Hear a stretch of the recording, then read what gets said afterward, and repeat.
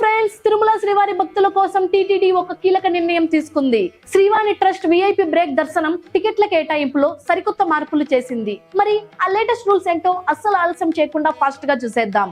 ప్రస్తుతం టీటీడీ రోజుకు జారీ చేసే 1500 శ్రీవాణి టికెట్లలో 500 టికెట్లను 3 నెలల ముందే ఆన్లైన్ అడ్వాన్స్ బుకింగ్ కు, మరో 200 టికెట్లను తిరుపతి ఎయిర్పోర్ట్ లో కరెంటు బుకింగ్ కింద ఇస్తున్నారు.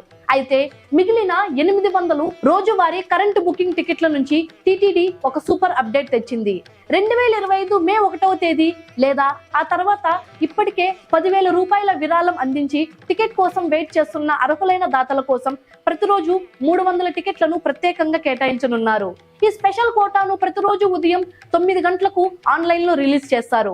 భక్తులు మధ్యాహ్నం 1 గంట లోపు బుక్ చేసుకుంటే అదే రోజు సాయంత్రం 4 గంటలకే విఐపి బ్రేక్ దర్శనం లభిస్తుంది.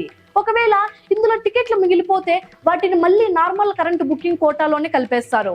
ఈ సవరించిన విధానం జూన్ 10, 2026 నుండి 2027 మార్చి 31 వరకు అమల్లో ఉంటుంది. సో శ్రీవారి దర్శనానికి ప్లాన్ చేసుకునే భక్తులు ఈ సరికొత్త మార్పులను గమనించి మీ టికెట్లను ఈజీగా బుక్ చేసుకోండి.